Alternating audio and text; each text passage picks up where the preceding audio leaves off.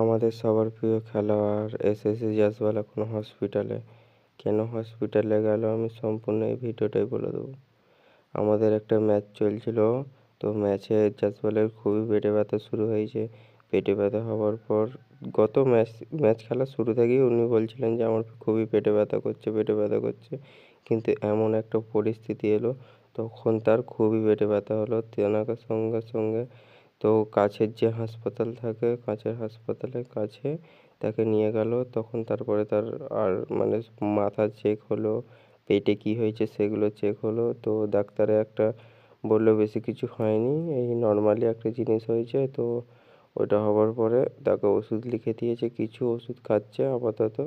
BC BCCR কাছ থেকে কোনো নতুন তথ্য পাইনি, পেলে অবশ্যই তোমাদের জানিয়ে দেবো। যদি তোমাদের এসএসসি জাসওয়ালকে ভালো লেগে থাকে তাহলে একটা লাইক করে দিও, চ্যানেলটা নতুন হয়ে থাকলে সাবস্ক্রাইব করে দিও।